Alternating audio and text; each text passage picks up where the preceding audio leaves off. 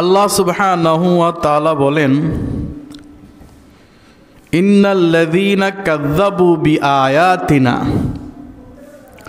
সাওফা নুসলিহিম নারা কুল্লামা নাযিজাত জুলুদুহুম বাদদালনাহুম যুলুদান গায়রাহা লিয়াযুকুল আযাবা বিমা কুনতুম তাকফুরুন।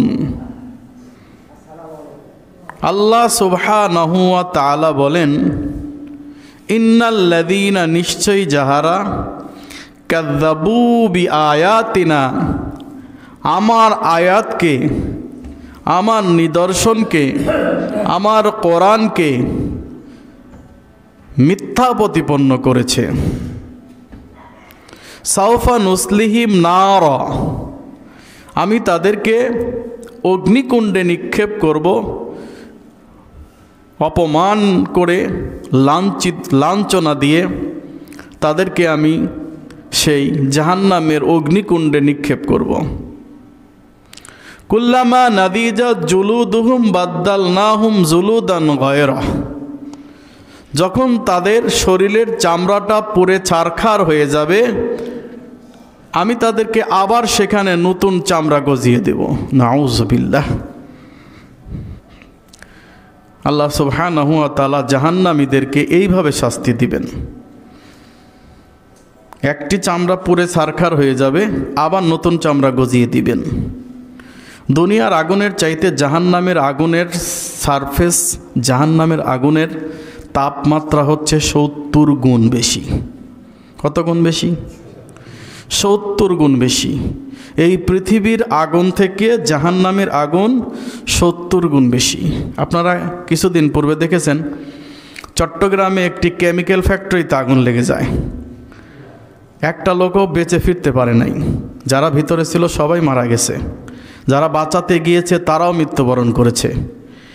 তাহলে দুনিয়ার এই দাহ্য পদার্থ, এর ভিতরে যদি কেমিক্যালের আগুন এত শক্তিশালী হয়, মারাত্মক শক্তিশালী হয়, আল্লাহ তাআলার জাহান্নামের আগুন কতটুকু শক্তিশালী হবে চিন্তা করা যায়?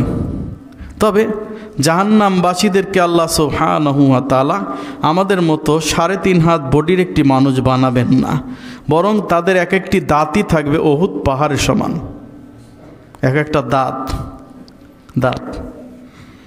চামড়া থাকবে 42 হাত পুরো। কত হাত? 42 হাত পুরো চামড়া। এই 42 হাত পুরো চামড়া তার শরীরের সাথে পুড়তে থাকবে। পুড়তে পুড়তে যখন হাড্ডির সাথে চামড়া লেগে যাবে, আল্লাহ বলতেছেন নাদিজাত জুলুদুহুম বাদদালনাহুম জুলুদান গায়রা জ্বলে পুড়ে যখন সারখার হয়ে যাবে, আমি তখন তাদেরকে নতুন চামড়া গজিয়ে দিব, লিয়াযুকুল আযাব যাতে করে তারা শাস্তির উপর শাস্তি আস্বাদন করে। এই জাহান্নামের আগুন অত্যাধিক ভয়াবহ আগুন, জাহান্নামের আগুন অত্যাধিক ভয়াবহ আগুন। এই আগুন থেকে বাঁচার উপায় নাই, কোনো উপায় নাই। এজন্য রাসূলুল্লাহ সাল্লাল্লাহু আলাইহি সাল্লাম বলছেন, মুসলিম মিশকাতের রিয়াজুস সালিহিন 694 নম্বর হাদিস, ইত্তিকুন নার জাহান্নামের আগুন থেকে আত্মরক্ষা করো, ওয়ালাউ বিশিক্কিন মিন তামারাত একটা খেজুরের বিনিময় হলেও, একটা খেজুর আল্লাহর রাস্তায় সাদাকা করে হলেও, একটা খেজুর মিসকিনকে খাওয়ায় হলেও, একটা দানা পানি কোনো মুসাফির কোনো মিসকিনকে খাওয়ালে হলেও জাহান্নামের আগুন থেকে বাঁচাও। ওয়ালাউ বিশিক্কিন মিন তামারাত, খেজুরও নাই কি করবে? খেজুরও নাই কি করবে? এক গ্লাস পানি হলেও খাওয়াও, এক গ্লাস পানি হলেও খাওয়াও। তাও যদি না থাকে, কালিমাতুন তাইয়্যিবা, তবে তার সঙ্গে ভালো আচরণ করো। কুল্লু মারুফুন সাদাকা, প্রত্যেকটি ভালো কাজ হচ্ছে সাদাকা, প্রত্যেকটি ভালো কাজ হচ্ছে সাদাকা।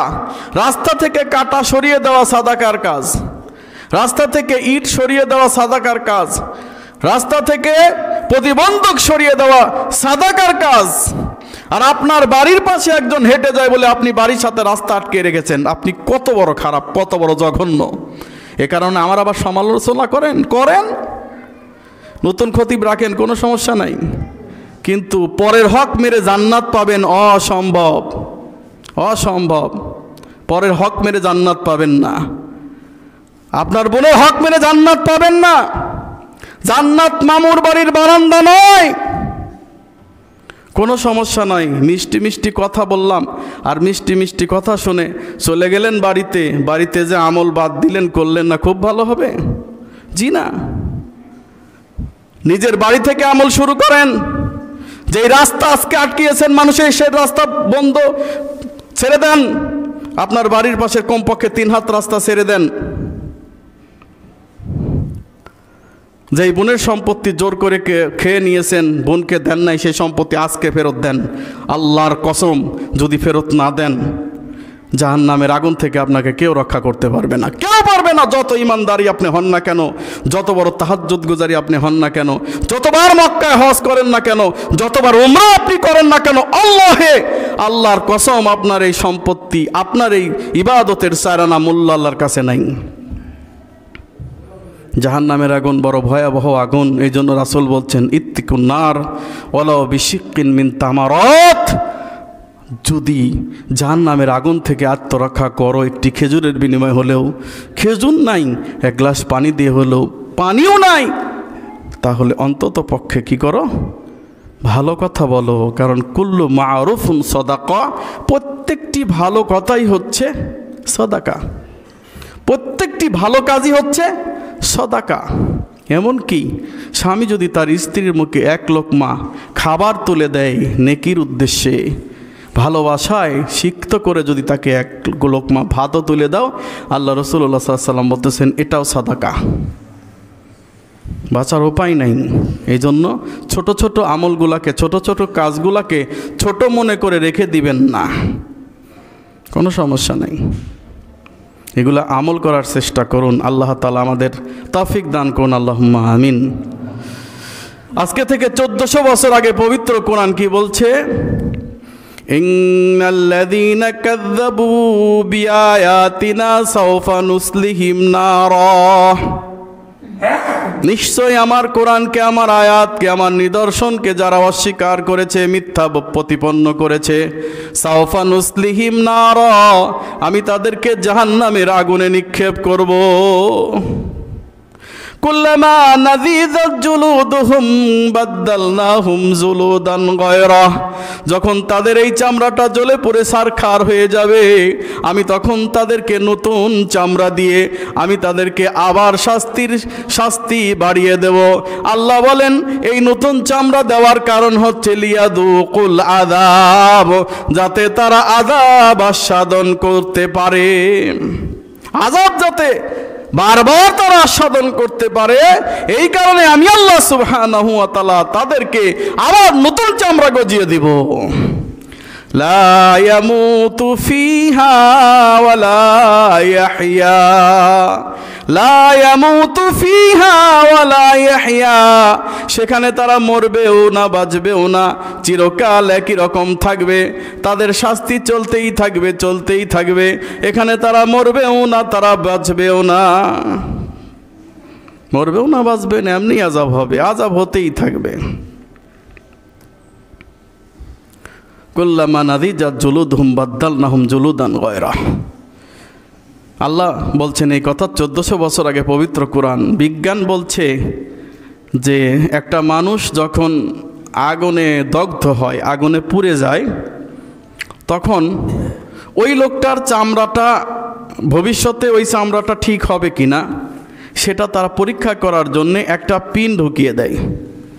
পিন ঢোকানোর পরে ওই লোকটা যদি অনুভূতি পায়, তখন ওই ব্যক্তি বলে ওঠে ব্যথা পায়। ব্যথা পেলে ডাক্তার খুশি হয় যে না, চামড়ার উপরের উপকরণ নষ্ট হয়ে যায় নাই, এই চামড়া নতুন করে আবার গজাবে। কিন্তু যখন দেখে যে ব্যথা পাচ্ছে না, তখন বোঝা যায় ওই চামড়া নতুন করে গজাবে না, ওটা শেষ হয়ে গেছে। তাহলে বোঝা গেল চামড়া নতুন করে গজায়। কথা বোঝেন নাই? চামড়া নতুন করে গজায়, যেমন করে একটা ঢাল ভেঙে গেলে, গাছের ঢাল ভেঙে গেলে সেখান থেকে ডাল বের হয় না? তো চামড়া পুড়ে গেলে সেখানে যদি উপরের উপকরণ নষ্ট না হয়ে যায়, স্কিনিং সিস্টেম যদি নষ্ট না হয়ে যায় তাহলে সেখানে নতুন করে আবার চামড়া গজাবে। এখান থেকে আরেকটি জিনিস বোঝা গেল, ব্রেনের আগে আপনার চামড়াই মেসেজ দিচ্ছে আপনাকে। বিজ্ঞান যে এতদিন বলেছিল যে আমরা কোনো কিছু ঘটার আগে, আমাদের শরীরে কোনো কিছু ঘটলে প্রথমে মেসেজ যায় ব্রেনের কাছে, ব্রেন যখন বলে যে তোমার এইখানে কেটে গেছে, তখন আমরা দেখি হ্যাঁ কেটে গেছে, মানে আমার ব্রেন আগে সিগন্যাল দেয়। এই কথা এতদিন আমরা জানতাম, কিন্তু এখন বিজ্ঞান প্রমাণ করছে যে না, বরং এই চামড়াই আপনাকে সিগন্যাল দিবে ব্রেনের আগে। বুঝাইতে পারি না এই কথাটা। অনেকে মোটর সাইকেল বাইক চালান, কি চালান না? অনেকে বাইক চালান না, হঠাৎ করে দেখবেন যে সামনে এমন একটা পরিস্থিতি আপনাকে ব্রেক করতে হচ্ছে, আপনি কি মাথা ঘামাবেন নাকি আপনার আগে পা ব্রেক করবে? বলেন তো। অটোমেটিক আপনার পা ব্রেক করবেই, কারণ পায়ের ভিতরের যে হাড্ডি, এইখানে যে এই জিনিসটা আছে না, এটার ভিতরে একটা সিগন্যাল আছে, আল্লাহ তাআলা দিয়ে দিয়েছেন, সুবহানাল্লাহ। এই সিগন্যালটা আপনাকে কোনো কিছু ভাবার আগেই ব্রেক কষে। বোঝেন নাই? ব্রেন কাজ করার আগে পা কাজ করে। কি করে? যদি বিজ্ঞানের ধারণা এটাই সঠিক হয় যে আগে ব্রেন কাজ করবে তারপর অন্যান্য অঙ্গ কাজ করবে, না, বরং আপনার ওই অঙ্গ আপনার ব্রেন কাজ করা, অনুভূতি কাজ করার আগেই, মানে আপনি কোনো কিছু বোঝার আগেই সে কাজ করবে। আপনার দেখবেন যে ইমার্জেন্সি ব্রেক কষতে হচ্ছে, এমন একটা পরিস্থিতির মধ্যে পড়ে গেছেন, আপনি চিন্তা করার আগেই ব্রেকে পা চলে গেছে। এই যে সিগন্যাল আল্লাহ তাআলা এই দুই হাঁটুর মধ্যে দিয়ে দিয়েছেন, সুবহানাল্লাহ। তো এটা বোঝা গেল কোন আয়াত দিয়ে? আল্লাহর এই কোরআনের আয়াত দিয়ে বোঝা গেল। কি বোঝা গেল? যে সূরা নিসা 4 নম্বর সূরা 65 নম্বর আয়াত। এটা কি বোঝা গেল? আল্লাহ তাআলা বলছেন যে বান্দা, আমি তোমার ওই চামড়াটাকে নতুন করে গজিয়ে দিব সেই জাহান্নামের ভিতরে যখন পড়তে থাকবে। তাহলে জাহান্নামের আগুনে পুড়ে গেলেও আবার নতুন করে সেই চামড়া গজাবে। আর আমরা এটা দুনিয়া থেকেই তার প্রমাণ পাচ্ছি, এবং আমরা এটা কোরআনের সাথে আমাদের এই বিজ্ঞানের এই কথাটা মিলে যাচ্ছে কি মিলে যাচ্ছে না? মিলে যাচ্ছে। বিজ্ঞান অনুমান ভিত্তিক নির্ভর। বিজ্ঞান কখনো কখনো সত্যের সন্ধান পায়, কখনো কখনো সত্যের সন্ধান বিজ্ঞান পায় না। কিন্তু কোরআনে যে কথা লেখা আছে 1400 বছর পর্যন্ত, এখন পর্যন্ত যে কথা আমরা শুনতে পাচ্ছি, কিয়ামত পর্যন্ত যা শুনতে পাবো, এই কোরআনের আলা মুবাদ্দিলা লিকালিমাতিল্লাহ, আল্লাহ তাআলার এই বাক্যের, আল্লাহ তাআলার এই কথার, আল্লাহ তাআলার এই কালামের কোনোই পরিবর্তন নাই। বলেন সুবহানাল্লাহ। আদলান ওয়া সিদকা, আল্লাহ তাআলার এই পরিপূর্ণ বাক্য হচ্ছে অবশ্যই ন্যায় ইনসাফপূর্ণ। সিদকা মানে সত্য, এর কোনোই গত্যন্তর নাই। সুবহানাল্লাহ। আল্লাহর এই বাণী সত্য। আল্লাহ তাআলা বলেন পবিত্র কোরআনে, সূরা তওবা 9 নম্বর সূরার 30 নম্বর আয়াত থেকে আপনাদের সামনে তেলাওয়াত করেছি। এই কয়েকটি আয়াতে তাফসীর পেশ করব ইনশাআল্লাহ। আল্লাহ বলেন, ইত্তাখাযু আহবারহুম ওয়া রুহবানাহুম আরবাবান মিন দুনিল্লাহি ওয়াল মাসীহ ইবনে মারইয়াম ওয়া মা উমিরু ইল্লা লিয়াবুদু ইলাহান ওয়াহিদ লা ইলাহা ইল্লাহু সুবহানাহু আম্মা ইউশরিকুন। আল্লাহ বলেন, ইত্তাখাযু আহবারহুম ওয়া রুহবানাহুম আরবাবান মিন দুনিল্লাহ, তারা তাদের সংসার বিরাগীদেরকে এবং ধর্মীয় পণ্ডিতদেরকে, আলেম মাশায়েখকে, পীর বুজুর্গকে তাদের রবের আসনে বসিয়ে দিয়েছে। আর বাবা মিন দুনিল্লাহ, আল্লাহকে বাদ দিয়ে তাদেরকে রব মানা শুরু করেছে। আল্লাহকে বাদ দিয়ে তারা তাদের আলেমকে, তাদের পীর বুজুর্গকে, তাদের সংসার বিরাদীদেরকে, তাদের তান্ত্রিকদেরকে, পুরোহিতদেরকে কি করছে? আল্লাহর আসনে বসায় দিয়েছে, রবের আসনে বসায় দিয়েছে। এই আয়াত যখন নাজিল হলো, ওই সময় উপস্থিত ছিলেন আদি বিন হাতিম তাই রাদিয়াল্লাহু তাআলা আনহু। তিনি তখন ইসলাম গ্রহণ করেন নাই। এই আয়াত শুনে আদি বিন হাতিম তাই রাদিয়াল্লাহু তাআলা আনহু বলছেন, আপনি এটা কি বললেন? আপনি বললেন যে ইহুদি খ্রিস্টানরা তাদের পীর পুরোহিতদেরকে, তাদের সন্ন্যাসীদেরকে, তাদের ধর্মীয় পণ্ডিতদেরকে আল্লাহ মানে, রব মানে, আল্লাহকে বাদ দিয়ে।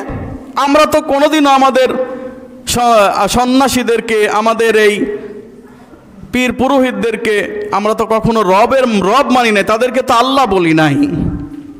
কথা বোঝার চেষ্টা করবেন। আমরা কি তাদেরকে কখনো বলেছি যে অমুক পীর আমাদের রবের আসনে বসিয়ে দিয়েছি, অমুক পীর আমার আল্লাহ, অমুক পীর আমার রব? এটা বলছি কখনো? রাসূলুল্লাহ সাল্লাল্লাহু আলাইহি ওয়াসাল্লামের সামনে আদি বিন হাতিম তাই বলছেন।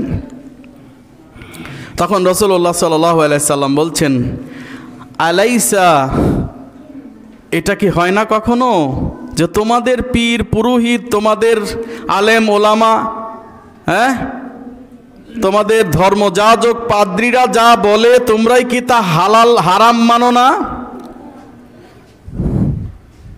তোমাদের পীর পুরোহিত, তোমাদের পাদ্রীরা যা বলে তোমরা কি তা তোমাদের নিজেদের জন্য হালাল মনে করো না? হ্যাঁ, তা তো করি। কে বলছেন? আদি বিন হাতিম তাই রাদিয়াল্লাহু তাআলা আনহু বলছেন, হ্যাঁ তা আমরা মানি। আমাদের পীররা, আমাদের বুজুর্গরা, আমাদের পপ পাদ্রীরা যেটা বলে এটাকে আমরা হালাল মানি। এবার রাসূলুল্লাহ সাল্লাল্লাহু আলাইহি ওয়াসাল্লাম বলতেছেন, তারা যা তোমাদেরকে হারাম বলে তোমরা কি তা হারাম মানো না? হ্যাঁ, তাও তো মানি। রাসূলুল্লাহ সাল্লাল্লাহু আলাইহি ওয়াসাল্লাম বলছেন, ফাতিলকা ইবাদাতুহুম, এটাই তো তাদের ইবাদত করা হলো। এই চুপ, কথা বলবে না, কথা বলবে না।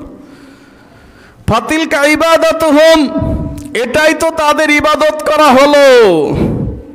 তার মানে তোমাদের আলেম, তোমাদের পীর, তোমাদের বুজুর্গ, তোমাদের পপ পাদ্রীরা যেটা বলে সেটাই যদি তোমরা দলিল প্রমাণ না দেখে ওটাকেই হালাল মনে করো, ওটাকেই হারাম মনে করো, তাহলে আল্লাহকে বাদ দিয়ে তোমরা তাকেই রব মেনে নিলা। এখন বলবেন, হুজুর ইহুদি খ্রিস্টানদের কথা বাদ দেন, আমরা কি আমাদের আলেম ওলামা, পীর বুজুর্গ, মাশায়েখদের কথা মতো চলি নাকি? আমরা তো কোরআন হাদিস না জানলেও তো আমরা তো জানি যে আমাদের পীর বুজুর্গেরা, আমাদের হুজুরেরা, আমাদের মাওলানা সাহেবেরা অন্তত পক্ষে, হ্যাঁ, তারা কোরআন হাদিসের বাইরে কথা বলে না। এটা আমরা মনে করি না যে তারা আমাদেরকে কোরআন হাদিসের বাইরে তো পরিচালনা করে না, তার মানে আমরা তাদেরকে এত ভালোবেসেছি কাহুব্বিল্লাহ, আল্লাহর চাইতে বেশি। ওয়ামিনান নাসি মান ইয়াত্তাখিযু মিন দুনিল্লাহি আনদাদা ইউহিব্বুনাহুম কাহুব্বিল্লাহ। আল্লাহ বলেন বাকারা সূরা 2 নম্বর সূরার 166 নম্বর আয়াতে, ওয়ামিনান নাসি মান ইয়াত্তাখিযু মিন দুনিল্লাহি আনদাদা ইউহিব্বুনাহুম কাহুব্বিল্লাহ। মানুষের মধ্যে কিছু সংখ্যক মানুষ আছে যারা আল্লাহকে বাদ দিয়ে আল্লাহর চাইতে আল্লাহর মতো, কাহুব্বিল্লাহ, আল্লাহর মতো কোন মানুষকেই ভালোবাসে। এটা হচ্ছে আশিরকু ফিল মুহাব্বা, অর্থাৎ ভালোবাসায় শিরিক। ভালোবাসায় শিরিক, এই ভালোবাসা দেখাতে গিয়ে শিরিক করে। আর এই শিরিকটাই সর্বপ্রথম নূহ আলাইহিস সালাতু ওয়াস সালামের কওমের মধ্যে চালু হয়েছিল। আমরা কোরআনে সূরা আনকাবুতে পড়ি নাই যে ওয়া ইয়াউকা ওয়া নাসরা সুআ ইয়াগুস, এই কয়টা ব্যক্তি, ইয়াউক, ইয়াগুস, নাসর, এই যে কয়টা ব্যক্তির নাম আল্লাহ তাআলা কোরআনে দিয়েছেন, এই কয়টা ব্যক্তি নূহ আলাইহিস সালাতু ওয়াস সালাম দৃশ্যপটে আসার পূর্বেই, মানে নবী হওয়ার পূর্বেই কিছু সংখ্যক লোক এই সমস্ত লোকজনকে খুব ভালোবাসত, কারণ তারা বুজুর্গ লোক ছিল।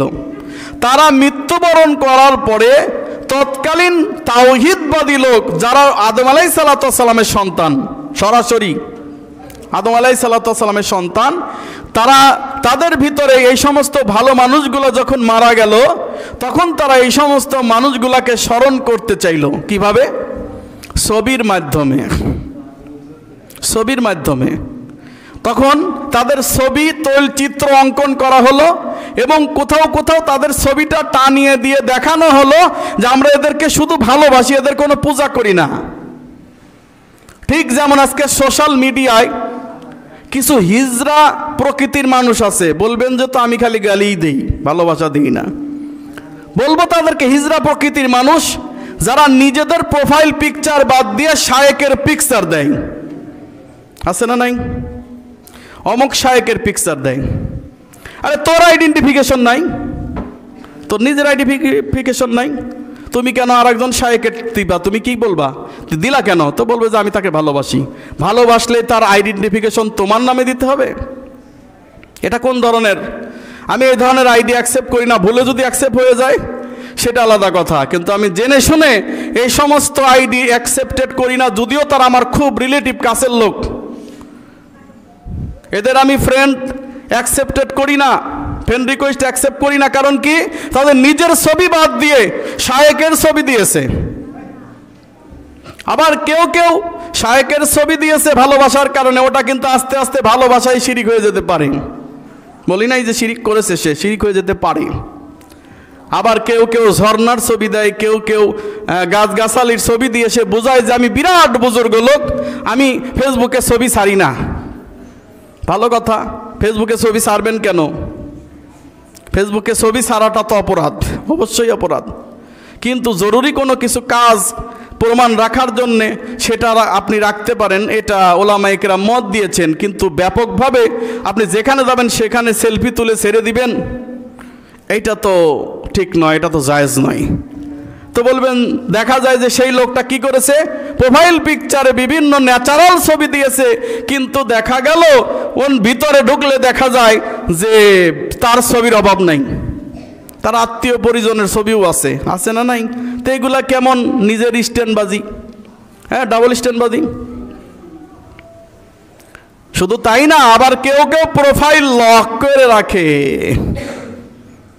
বেশিরভাগ অ্যাকাউন্ট দেখা যায় যে প্রোফাইল লক, মানে খুব উনি ঘুমটাওয়ালা, হ্যাঁ ঘুমটাওয়ালা মানুষ, ওনার ভিতরে প্রবেশ করা যাবে না, উনি খুব পর্দাশীল মানুষ, ওনার প্রোফাইলের ভিতরে লকে ঢোকা যাবে না, লক করে রাখছে। এখন এই প্রোফাইলের মধ্যে যদি আমি না যাই, আপনাকে যদি বিচার বিশ্লেষণ না করি, তাহলে আপনার আমি ফ্রেন্ড রিকোয়েস্ট কিভাবে গ্রহণ করব? আপনি যেখানে লক করে রেখেছেন ওখানে শয়তানি বাদরামি থাকতে পারে কি পারে না? যদি শয়তানি বাদরামি না থাকে তো লক করেছেন কেন? কেন লক করেছেন প্রোফাইল পিকচার? প্রোফাইল আপনার লক করেছেন কেন? কারণ ওইখানে আপনার শয়তানি বদমাইশি আছে।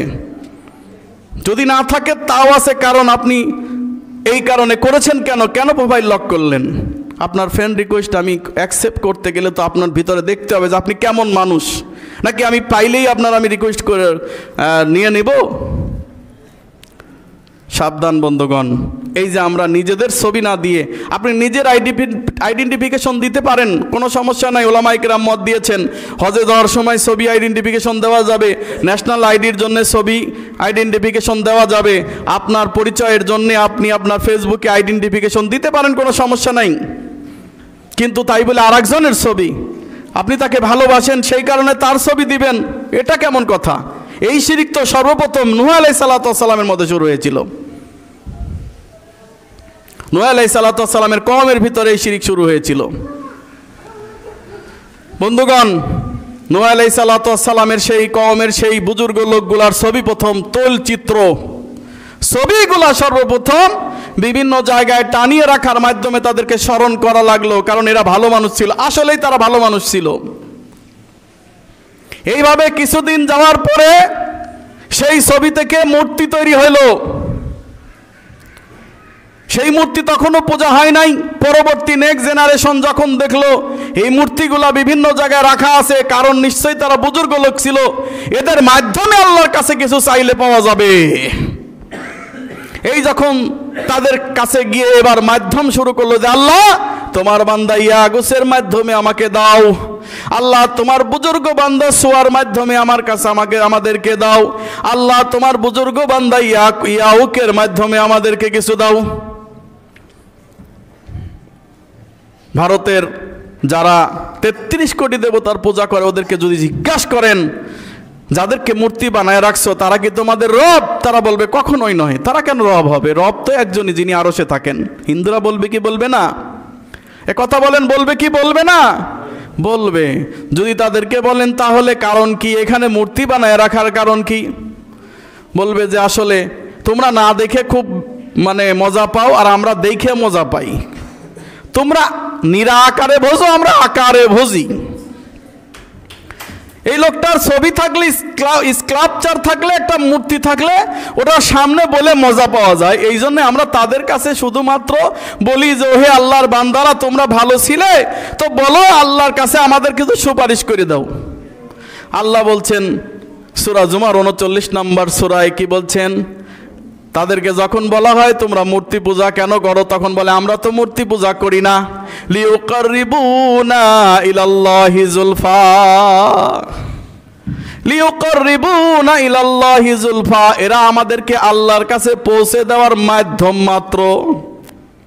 হ্যাঁ, এই হলো হিন্দুদের বিষয়টা। 33 কোটি দেবতা, তাদেরকে জিজ্ঞেস করেন, তারা এই কথাই বলবে যে এরা আমাদের ওসিলা, এরা আমাদের মাধ্যম, পৌঁছে দেওয়ার মাধ্যম।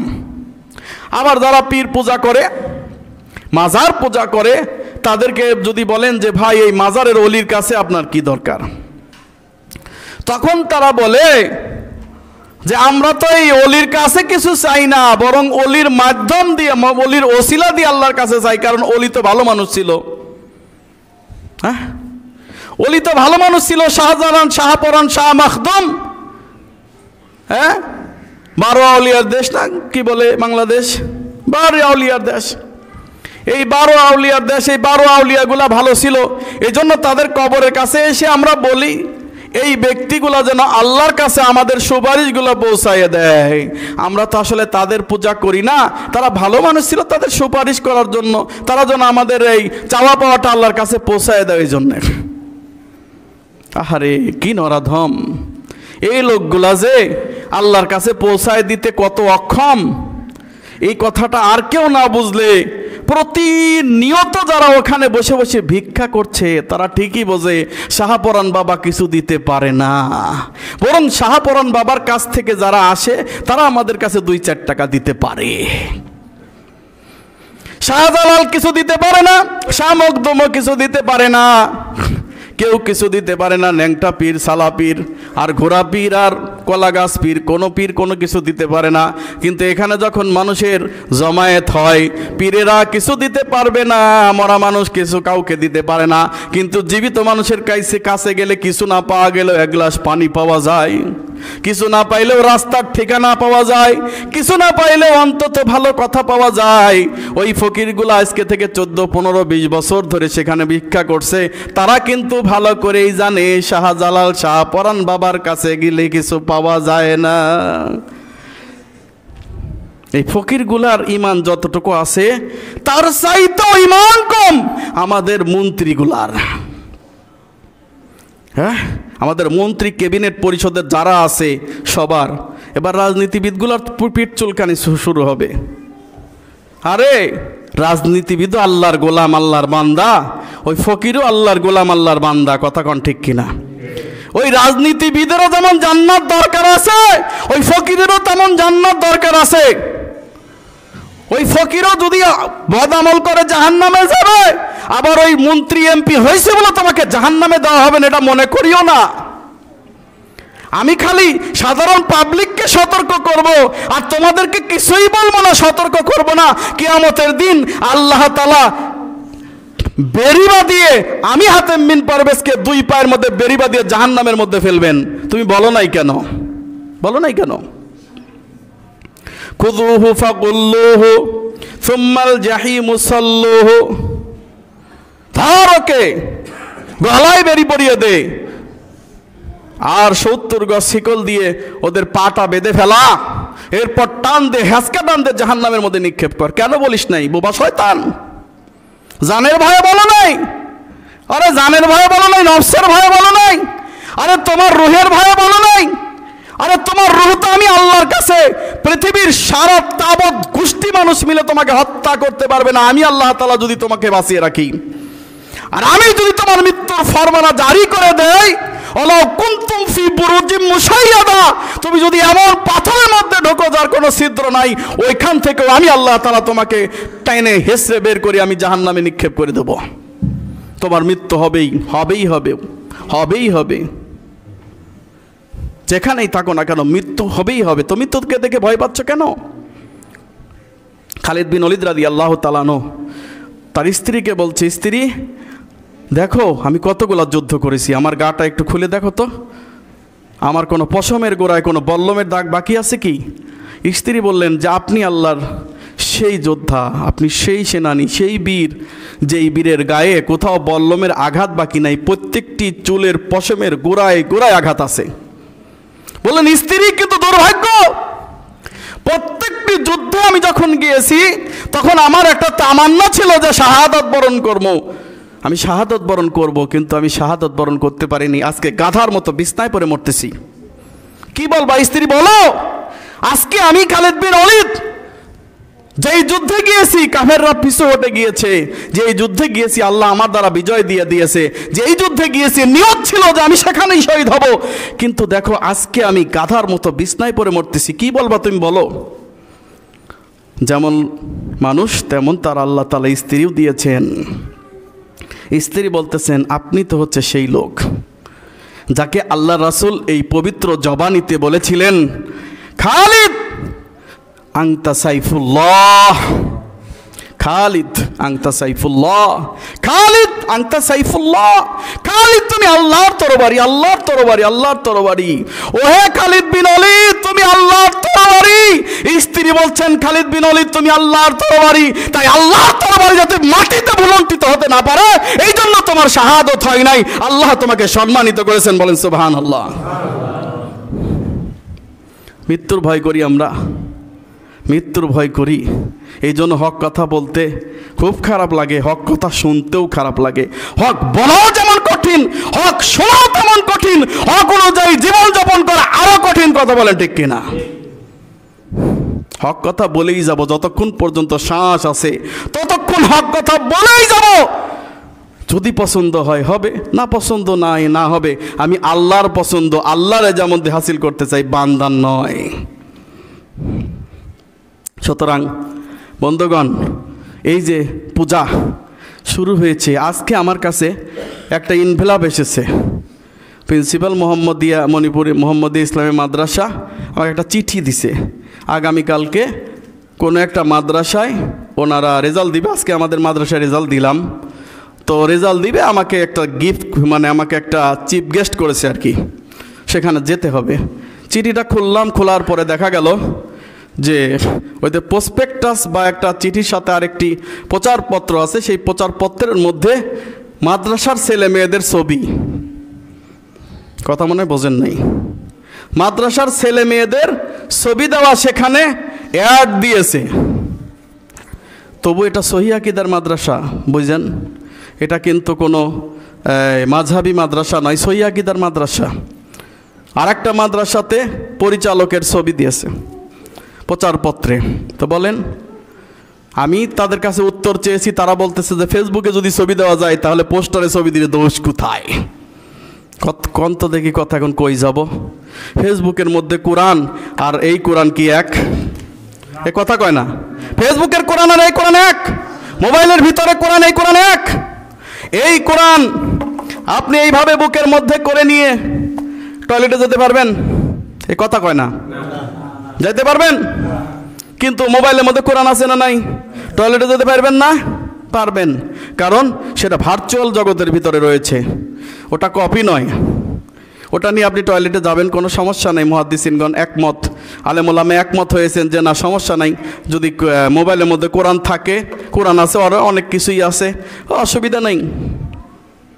এখন এই লোকটাকে আমি কি করে বোঝাই? যেই লোকটা ডাবল দাওরা ডাবল কামিল, সেই লোকটাকে আমি কি করে বোঝাই? যে লোকটা ডাবল দাওরা ডাবল কামিল, সেই লোকটাকে আমি কি করে বোঝাই? আমার রাসূল সাল্লাল্লাহু আলাইহি ওয়াসাল্লাম 1400 বছর আগে বলে গিয়েছেন, শুনে রাখো, প্রত্যেকটি ছবি মূর্তি যদি তোমার ঘরে টানানো থাকে, আল্লাহর রহমতের ফেরেশতা ওই ঘরে ঢুকবে না।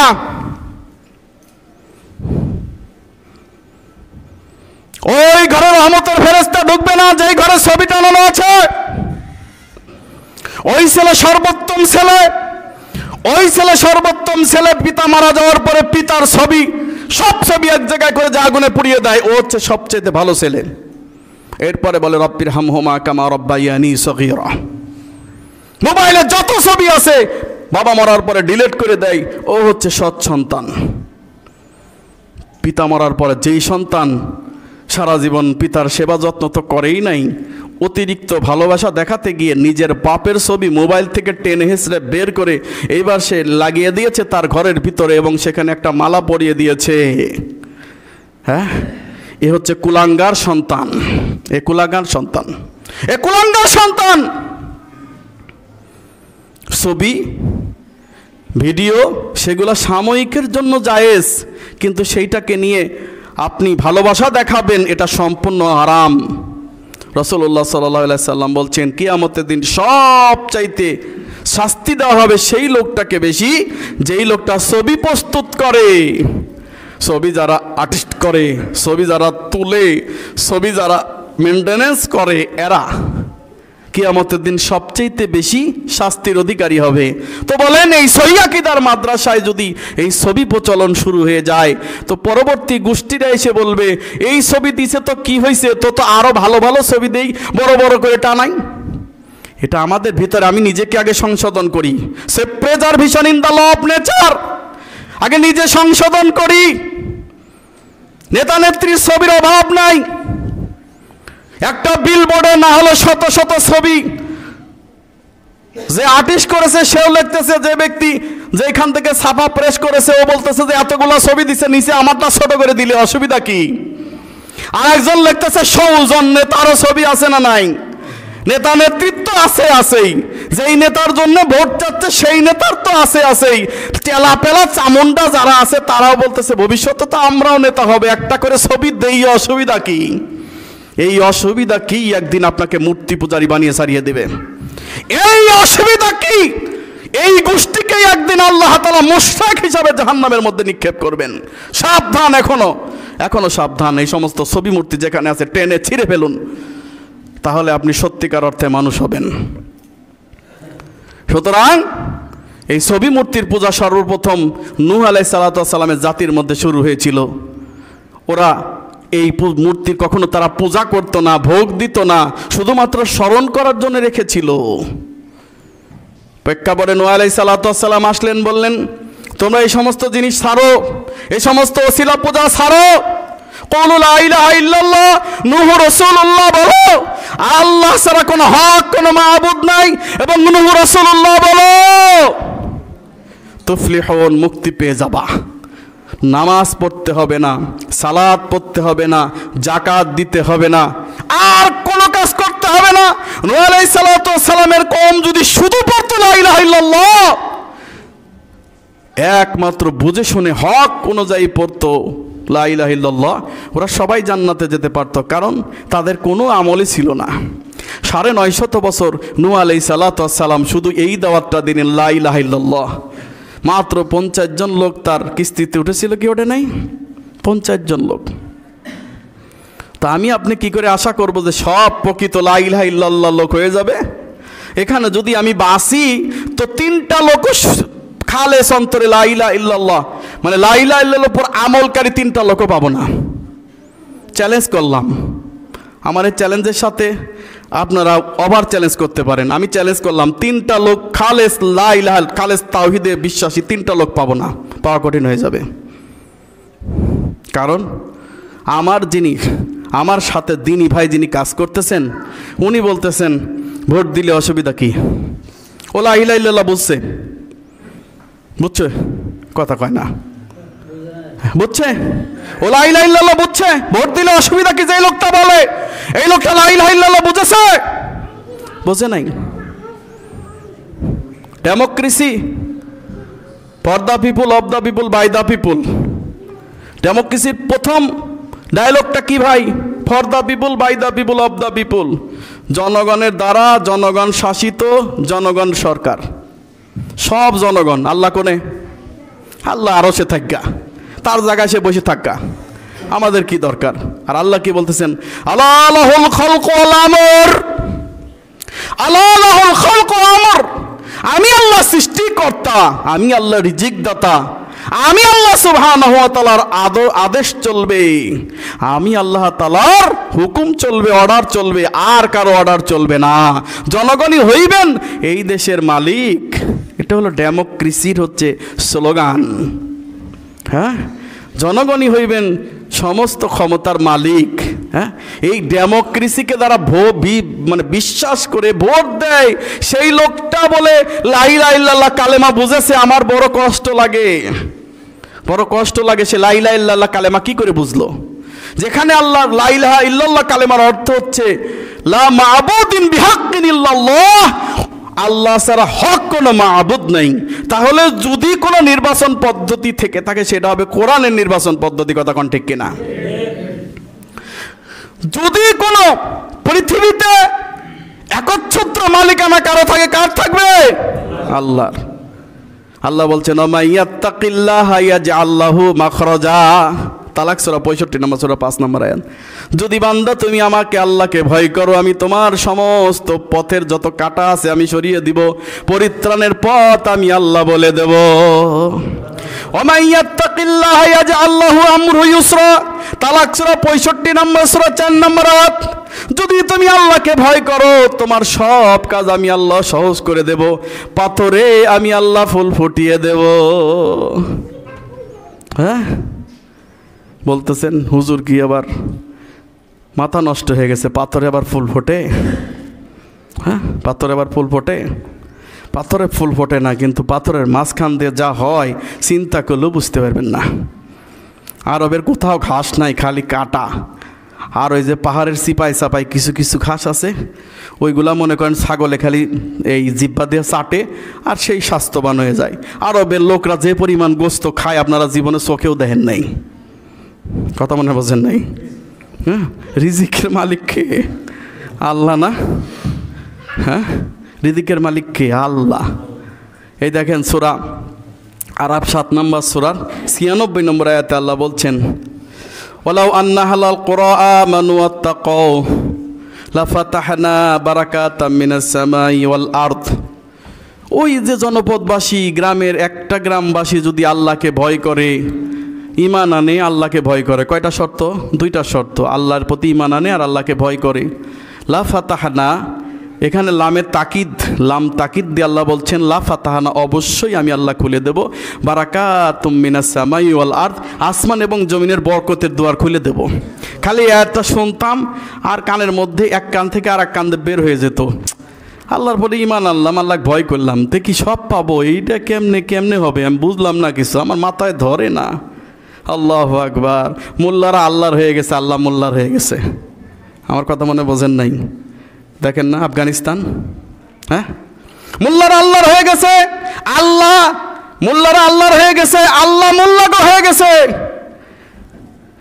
খেলাফত প্রতিষ্ঠা করার 1 মাসের মাথায় তারা যত আফিম জাতীয় যত নেশাদার দ্রব্য ছিল সব ভেঙে চুরে চুরমার করে দিয়েছে, সব পুড়িয়ে দিয়েছে।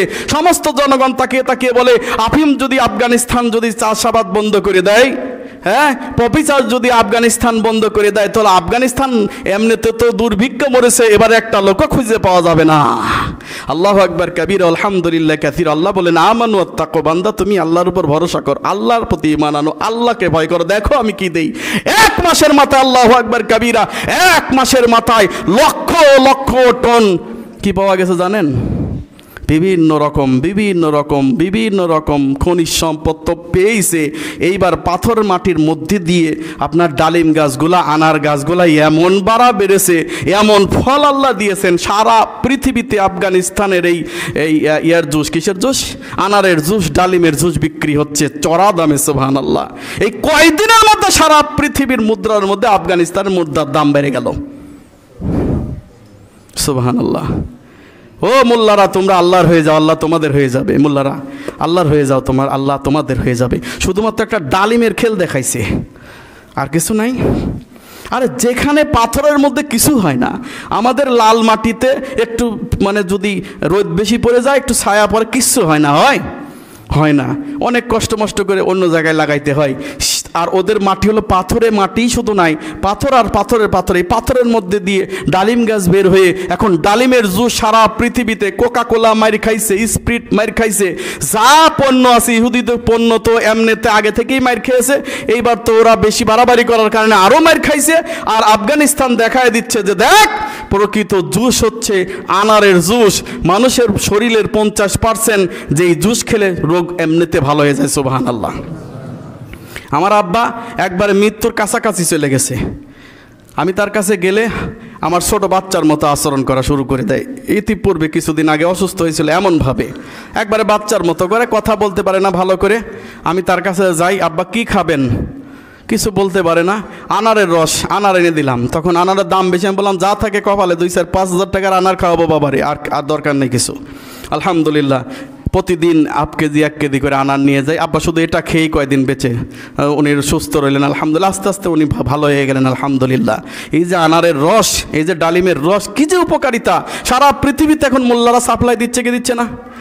চমক চমক গাড়ি বানাচ্ছে কি বানাচ্ছে না?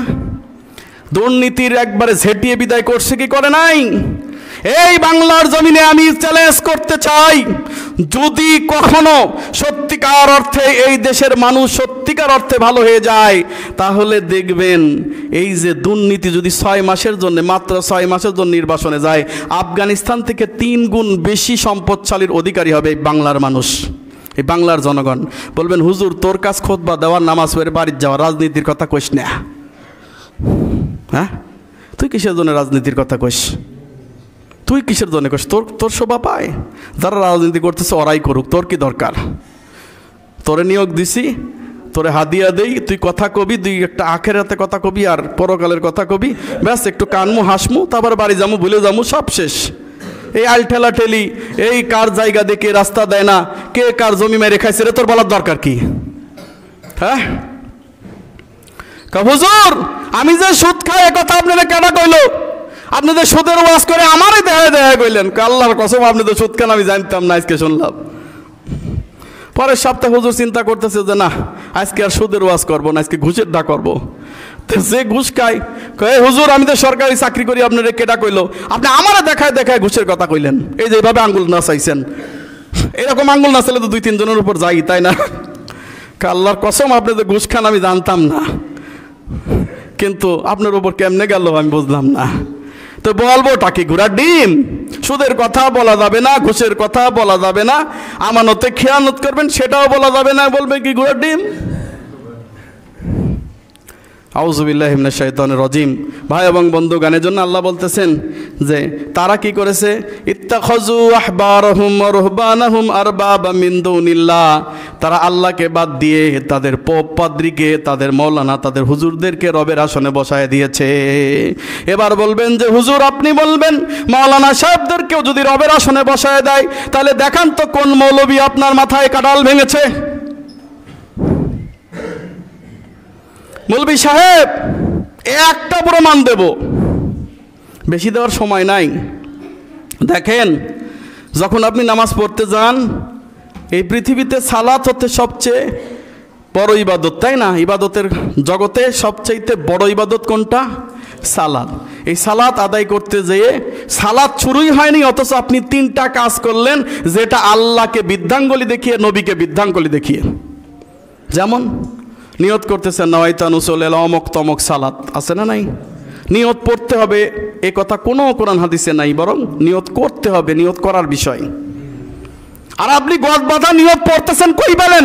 আল্লাহর এই জমিনে আসমানের নিচে মর্মে একটা ভুয়া হাদিসও নাই।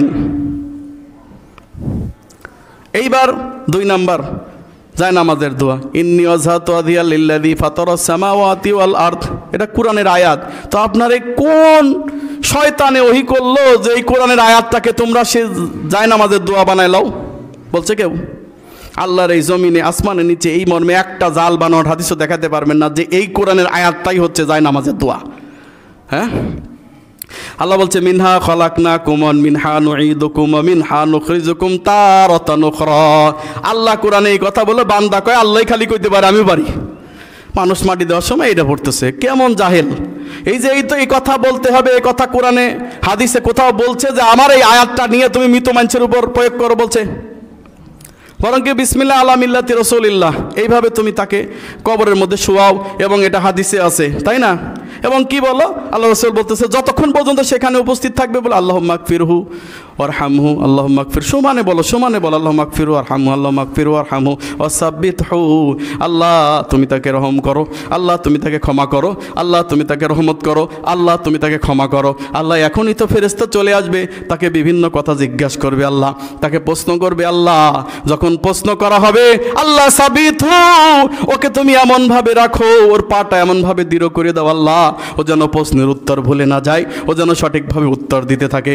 এইভাবে আপনি একটা উটকে জবে করার পরে যতক্ষণ পর্যন্ত বন্টন করার সময় লাগে, একটা মানুষ মৃত্যুবরণ করার পরে আপনি সেখানে দাঁড়িয়ে যান, সেখানেই বসে থাকেন, অথবা সেখানে সময় টাইম পাস করেন, ওই সময় পর্যন্ত, যে সময় পর্যন্ত একটা উট জবা করলে যতটুকু সময় বন্টন করতে লাগে, ওই টাইমটুকু দাঁড়িয়ে বলেন আল্লাহুম্মা গফিরহু ওয়ারহামহু ওয়াসাব্বিতহু, আল্লাহুম্মা গফিরহু ওয়ারহামহু ওয়াসাব্বিতহু, আল্লাহ তুমি লোকটাকে ক্ষমা করে দাও, আল্লাহ তুমি রহম করো, আল্লাহ ওয়াসাব্বিতহু, আর তুমি তার পাটাকে দৃঢ় করে দাও। কয়জন করেন এটা? কয়জন করেন? মাটি দিয়ে তাড়াতাড়ি বাড়ি যাওয়ার সময় পায় না, অনেকে খালি জানাজা পড়ে দৌড় দেয়। জানাজায় প্রচুর লোক হয়, কিন্তু অন্য অন্য সময়, নামাজের সময় লোক হয় না, জানাজায় হয়। কেন? ওই যে কিছু নেতা নেত্রী আছে, তার পিছনে কিন্তু চেলা চামুন্ডা তো আসে, লোকটা মরে যাইতেছে, একটু যাই, আমারও তো পরবর্তীতে ভোটে দাঁড়ান লাগবে, এই সমস্ত নিয়তে জানাজার নামাজে আসে। জানাজায় হুজুর বলার আগেই তারা বহু কথা বলে, এইগুলা বলা যায় আছে? তো এই হুজুর, তুমি কোন হুজুর? হ্যাঁ, তুমি তো পাঠা হুজুর, তোমার সামনে একজন নেতৃবৃন্দ এসে আলোচনা করতেছে, তুমি মানা করো না কেন? বলে হুজুর আমি বললে যে আমার চাকরি থাকবে না, ওই চাকরি নিয়েই থাকো, আল্লাহর জান্নাত আর পাওয়া লাগবে না। কে বলছে তোমাকে? এখানে কেউ কথা বলার অধিকার রাখে না, একমাত্র ইমাম সাহেব কিছু কথা বলবেন পরকালীন সম্পর্কে, এরপরে তার সন্তান এসে বলবেন আপনারা কোনো পাওনা পাইলে বলেন, এরপর জানাজার সালাত শুরু হয়ে যাবে, শেষ। জানাজার সালাত শেষ, জানাজার সালাত শেষ হলে তাকে মাটিতে সেখানে দাঁড়ায় থাকেন, তার জন্য দোয়া করেন, এই যে এইভাবে আল্লাহুম্মা গফিরলাহু ওয়ারহামহু ওয়াসাব্বিতহু। তা না করে আপনি কি করতেছেন? তাড়াতাড়ি চলে আসতেছেন, কালকে তো যাবই। সকালবেলা একটা ফ্যাশন বানায় নিছে, ফ্যাশন, ডিজিটাল ফ্যাশন, সকালবেলা সবাই মিলে আবার কবরের কাছে যাবে, ওই একবার দিন 2 দিন, তারপর আর খবর নাই। সকালবেলা কবরের কাছে যাবো, তাকে হুজুরকে নিয়ে সকালে ফজর নামাজ পড়বে, এতদিন তো পড়ি নাই, চাঙ্গায় ঘুম দিছি, আজকে যেহেতু আব্বা মারাই গেছে, কি আর করা, কালকের দিন ফজর নামাজ পড়ে হুজুরকে বলবো হুজুর চলেন যাই। হুজুর কি না করতে পারবে? হুজুরকে সাথে করে নিয়ে যাবে, হুজুর এবার দোয়া করেন আমার বাপ দাদা 14 গোষ্ঠীর জান্নাতুল ফেরদাউসে ঢুকায় না দিলে কিন্তু হাদিয়া পাইবেন না, কই দিলাম। আর যদি দেন তাহলে হাদিয়া আপনার জন্য বেশি বেশি আছে। তো হুজুরও তো এবার চিন্তা করতেছে যে আল্লাহ, মনে মনে কয় আল্লাহ, আল্লাহ রে আল্লাহ, আমাকে জানিরা বেশি বেশি করে টাকা দেয়, আল্লাহ আল্লাহ তুমি তার বাপ আমার 14 গোষ্ঠীকে জান্নাতুল ফেরদাউসে ঢুকায় দাও, আল্লাহ তুমি তার মাকে দাদিকে সব জান্নাতের টুকরা বানায় দাও, আল্লাহ জান্নাত কিন্তু দেওয়াই লাগবে, আল্লাহ যদি না দাও আমার হাদিয়া কিন্তু কম হয়ে যাবে। এই হুজুর আল্লাহর সাথে গাদ্দারি করলো, রাসূলের সাথে গাদ্দারি করলো, যেটা আল্লাহ বলে নাই, রাসূল বলে নাই। এই জন্য আল্লাহ তাআলা বলতেছেন যে আর বাবা মিন দুনিল্লাহ, ও আল্লাহকে বাদ দিয়ে হুজুরকে আল্লাহ বানায় নিছে, নাউযুবিল্লাহ। এরপরে বলতেছে সালাতে দাঁড়ায়া ইক্তেদায়াতু বিহাদাল ইমাম, ইমামের পিছনে নিয়ত করিলাম, ইক্তেদা করলাম। এটা কই পাইছেন আপনি? আল্লাহর এই জমিনের উপরে আসমানের নিচে একটা ভুয়া হাদিসও নাই। আহা, এবার মুসল্লি দাঁড়ায় গেছে, ইমাম সাহেব আবার পিছনে, ওরে না রে, আমি তো আমার নিয়ত ভুলে গেছি। আবার ইমামরা একটা অতিরিক্ত নিয়ত আছে, কি আনা ইমামুল ইমান হাজার আমাই হাজুর, আমি ইমাম, কেউ উপস্থিত থাক আর না থাক, একেবারে ফোর্স, নিজের ক্ষমতা বলে এখন আমি ইমাম হইছি, এখন তোমাদেরকে জাহান্নামে নেই জান্নাতে নেই দেখার তোমার দরকার নাই, তোমরা আমার পিছনে দাঁড়াইছো, আমি ইমাম, তোমরা উপস্থিত থাকো আর না থাকো। কয়টা বিষয়? 5টা। এই 5টা বিষয় সালাতে দাঁড়ানোর সূরা ফাতিহার আগেই শুরু হয়ে যায়। এইটা তো 5টা দেখালাম, আল্লাহর কসম হাতেম বিন পারভেজ ছোট্ট খান্ট গবেষণায়, আমার ছোট্ট গবেষণায়, এই আমার এলাকায় আমাদের ভিতরে 1000 আমল প্রচলিত আছে, 1000 আমল প্রচলিত আছে, যার সপক্ষে একটা জাল বানোয়াট হাদিসও নাই। কথা বোঝেন নাই? 1000টা দেখাইতে পারবো। কয়টা? 1000টা দেখাতে পারবো যার প্রমাণে একটা জাল বানোয়াট হাদিসও নাই। অথচ সমাজে হুজুরের দোহাই দিয়ে মুত্তাকিনদের দোহাই দিয়ে, বুজুর্গদের দোহাই দিয়ে কিন্তু চলতেছে, আমল কিন্তু ঠিকই চলতেছে না। আউযুবিল্লাহি মিন যালিক। সুতরাং সাধু সাবধান হয়ে যান, আমল করতে হবে আল্লাহ এবং তার রাসূল সাল্লাল্লাহু আলাইহি সাল্লামের সাচে ঢালা পদ্ধতিতে। যদি তা না করেন তাহলে সব বাতিল হয়ে যাবে। আল্লাহ সুবহানাহু ওয়া তাআলা আমাদেরকে পবিত্র কোরআন ও সহিহ হাদিসের উপর আমল